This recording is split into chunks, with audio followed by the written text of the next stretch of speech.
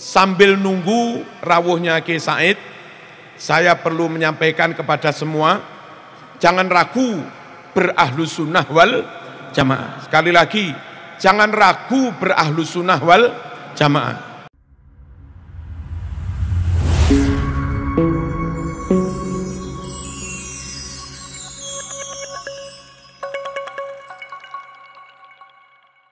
Tata cara sholat atau tradisi keagamaan sehari-hari, udah ikut ahlus sunnah wal jamaah. Raison dalil enggak masalah. Takoni wong ndi dalile? Takono Yai Hamzawi, ngono wis beres. Lek takon aku ngawur. Pokok inti dalile takon Yai Hamzawi, Rois Suriah PCNO Kota Malang. Tapi enggak apa-apa. Perhatikan satu yang biasa kami sampaikan, Ar-Rasailus Salafiyah karangan Muhammad bin Ali bin Muhammad Asy-Syaukani halaman 46. Dia mengutip hadis Iqra'u ala mautakum Yasin. Orang-orang yang sudah mati di antara kamu bacakan surat Yasin. Beliau memberikan taklik tanggapan bi isnadin sahih wa isnaduhu sahih. Sanad riwayat hadis Yasin ini sahih. Padahal si Asy-Syaukani kalau pahamnya sebetulnya Salafi Wahabi. Tapi Wahabi insaf. Sehingga karena dia Wahabi insaf, kalau sahih ya sahih. Kalau dhaif ya dhaif, objektif dia. Lalu di Bulughul Maram sama. Riwayat Imam Hakim dinyatakan sahih oleh Ibnu Hibban halaman 107. Iqra'u ala mautakum Yasin. Orang-orang yang sudah mati di antara kamu bacakan surat Yasin.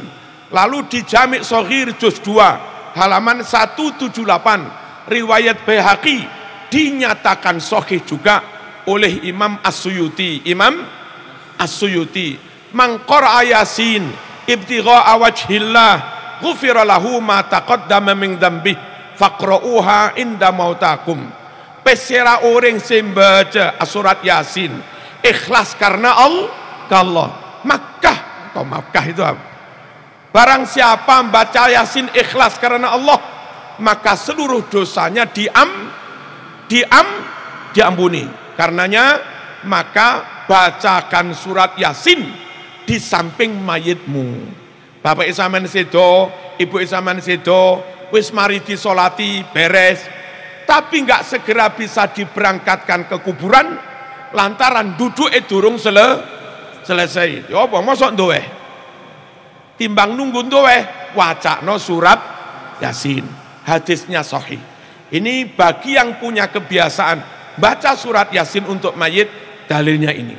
Hadirin rahimakumullah, bagi yang terbiasa baca Al-Qur'an di kuburan, baca Alif Lam Mim, baca yang lain-lain di kuburan, maka perhatikan dalil berikut ini. Imam Tabrani juz 19 halaman 221, ya bunayya idza ana mitu fa'alhidni. Wahai anakku, jika aku nanti mati, bikinkan liang lahat. Fa idza wada'tani fi lahdi faqul. Jika Anda meletakkan jasadku ke liang lahat, ucapkan bismillah wa ala millati bismillah wa ala millati Rasulillah. Summa sunna alayya turabasannan. Lalu timbun atas diriku tanah pelan-pelan, mendahulukan tanah yang lembut. Ngebruk mayit itu aja perungkalan watu mau dhisikne ngawur ae. Mayite bundas kabeh. Didhisikne tanah sing lembut. Selesai pemakaman, summa qra'in daroksi bi Fatihatil Baqarah wa khatimatiha. Lalu bacakan di dekat kepalaku, berarti maisan yang utara, ya. Dekat kepala kidul apa lor? Ora tau ngubur mayit teman. Lor dah. Bacakan kawitane surat Baqarah Alif Lam Mim sampai wa ulaika humul muflihun. Wa khatimatiha, dan akhir surat Baqarah apa? Lillahi ma fis samawati wa ma fil ard wa in tubdu bla bla bla bla bla ma la taqata lana bih wa'fu anna waghfir. Nah, itu sunnah, dalilnya itu. Bisanadin hasan, sanadnya hasan. Kalau ingin nambah istighfar, hadisnya ada di Bulughul Maram, riwayat Abu Dawud, yang ditarjih Muhammadiyah halaman 234, dijadikan dalil oleh Muhammadiyah, mensunatkan mendoakan mayit, mensunatkan bacakan istighfar untuk mayit usai pemakaman. Di tarjih Muhammadiyah halaman tersebut difatwakan, idza faraghtum min dafnihi fad'u wastaghfiru lahu was'alu lahu tasbit. Jika kalian telah selesai ngubur mayit, ojo langsung mulai ngawur ae. Dongakno dhisik mayit iku. Wacakno istighfar mayit. Ini perintah tarjih Muhammadiyah. Dan mintakan tasbit, ketenangan, keteguhan hati saat mayit menghadapi malaikat mungkar nakir. Fatwa ini oleh Muhammadiyah didasarkan pada hadis yang ada di Bulughul Maram riwayat Imam Abu Dawud. Lama faragha min dafni waqafa alaih, ketika Nabi usai memakamkan mayit, Nabi tetap di situ berhenti sejenak. Waqala, Nabi bersabda, istaghfiru li akhikum, istaghfiru li akhikum was'alu lahu tasbit fa innahu al'ana yus'al. Temanmu yang baru dikubur ini wacana istighfar dan mintakan tasbit, keteguhan. Sebentar lagi bakal diuji skripsi. Kok skripsi ngawur ya? Sebentar lagi bakal diuji, ditatangi malaikat mungkar nakir. Yang kebiasaan baca itu doa setelah pemakaman, monggo. Itu dalilnya, itu fatwanya. Allahumma shalli ala sayyidina Muhammad. Baca alif lam mim, dilanjut baca lillahi mafis sama, itu dalil. Kalau pengen sampai hatam mas, tambah jos.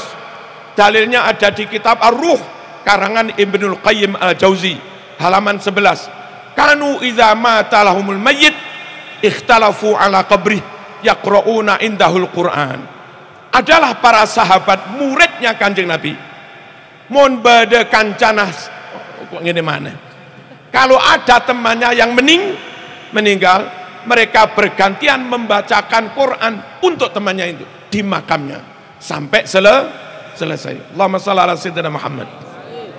Berikut riwayat Imam Bukhari dalam kitab At-Tarikh juz 1 halaman 183. Juz 1 halaman 18, halo? Juz 1 halaman 183. Kharajna ma'a Rasulillah sallallahu alaihi wasallam ila Sa'ad bin Mu'ad hina tuwfiya fa shalla alaihi Rasulullah sallallahu alaihi wasallam. Falamma suwiya alaihi qabru, falamma suwiya alaihi qabru sabbah alaihi Rasulullah sallallahu alaihi wasallam fasabbahna ma'hu tawilan. Summa kabbara alaihi Rasulullah sallallahu alaihi wasallam fakabbarna ma'hu tawilan. Faqulna ya Rasulullah lima sabbahta wa kabbarta alaihi? Qala lamma tadayaqa alil qabru, lamma tadayaqa alaihil qabru sabbahtu wa kabbartu alaihi fafarrajallahu anhu. Hadis riwayat Imam Bukhari. Sahabat suatu saat bersama Rasul takziah ke rumahnya Sa'ad bin Mu'ad pas wafat. Nabi mengimami sholat jenazahnya. Selesai pemakaman, Nabi bacakan di atas makam. Nabi bacakan di atas makam. Bacakan apa? Tasbih panjang. Sahabat pun ikut. Bacakan takbir panjang. Sahabat juga ikut. Setelah ditanya sahabat, ternyata faedahnya untuk melonggarkan, menjembarkan. Apa menjembarkan? Pokoknya ngono guys. Karena mayit itu terhimpit tanah makam. Nabi kasihan. Allahumma shalli ala sayyidina Muhammad. Yang doyan mangan boleh makan-makan, masak-masak di rumah duka. Yang doyan mangan, sehingga doyan yondang mulio. Dalil bagi yang doyan mangan, apa doyan mangan? Pokoknya ngono iki wis. Seneng daer pun. Iki kemawae daer pun. Nang diae mangan. Hadis riwayat Imam Bukhari nomor 5417.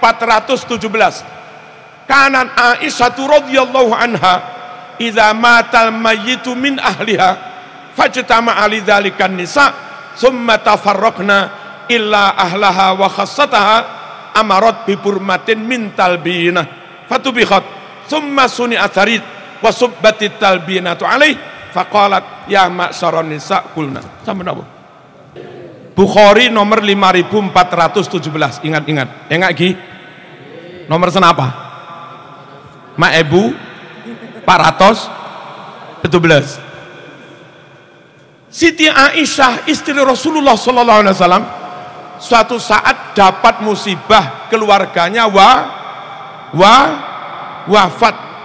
Banyak sekali ibu-ibu kumpul takziah. Setelah mayat dikubur, ibu-ibu yang takziah pada bubar pulang. Saat itulah yang nggak pulang tinggal sanak famili, tetangga, teman-teman nggak pulang. Aisyah perintahkan pembantunya masak talbinah, direbus sampai mendidih. Talbinah itu kurma direndam di susu, lalu direbus sampai umub, sampai mendidih. Terus disuruh bikin bubur sarit. Setelah bubur sarit jadi, itu dituangi, disoit, dicampur dengan talbinah tadi. Selesai, Aisyah dawuh kepada tamu-tamu, ya ma'syaron nisa kulna, wahai sekalian ibu-ibu, tamu-tamu, silahkan didahar. Sungguh aku mendengar Rasul bersabda, at-talbinah mujimmatun li fu'atil marid. Daharan seperti ini Arab menyebutnya talbinah, kalau di Malang menyebutnya tumpeng pungkur, kalau di Blitar menyebutnya bujeng ungkur-ungkur, kalau di bahasa Inggrisannya menyebutnya rassolan. Istilah bahasa Inggris kasar, rassolan. Membuat hidangan makan di rumah duka setelah mayat dikubur. Itu kata Nabi, mujimmatun li fu'atil marid, bisa membuat lega, tenang hati orang yang habis dapat musim. Cek nggak depresi, cek nggak stres, cek nggak sawanen dulu. Tiga ini jenang abang. Itu kebiasaan kalau di rumah duka ada masak-masak, merujuk pada itu. Perkara ada riwayat di Jarir bin Abdillah Al-Bajali, riwayat Imam Ahmad yang mengatakan melarang masak-masak makan di rumah duka. Hadis itu riwayat Imam Ahmad bin Hambal dengan redaksi kunna narol ijtima ila ahlil mayyit wa san'ata ta'am minan niyahah. Kami para sahabat memandang, menilai acara kumpul makan-makan, bikin makan di rumah duka itu tradisi jahiliyah. Ini riwayat Imam Ahmad. Tapi Imam Ahmad sendiri mengomentari hadis ini, wa qala Imam Ahmad an hadzal haditsu la aslalahu. Hadis atau riwayat yang melarang makan-makan di rumah duka, hadis ini nggak ada dasarnya, sehingga bisa disebut hadis aspal. Dikira asli tapi palsu. Keterangan tentang ucapan Imam Ahmad ini ada di syarahnya Bulughul Maram juz 1 halaman 42 karangan Imam At-Tarifi. Jadi sekali lagi, mari kita tetap ikut ulama-ulama min ahli sunnah wal jamaah agar dalam berislam tetap sesuai dengan ajaran Rasulullah sallallahu alaihi wasallam, karena kita mengikuti ulama yang ulama itu memang mewarisi ilmu-ilmunya Kanjeng Nabi. Kalau enggak mewarisi ilmunya Nabi, enggak bisa disebut ulama. Al ulama warasatul anbiya. Cekap semanten mugi-mugi enten manfaate. Merdeka. Maneh merdeka, kurang pisan merdeka, santri nderek kiai, kurang kompak, santri nderek kiai, nderek kiai sampai mati, temenan tak? Wassalamualaikum warahmatullahi wabarakatuh.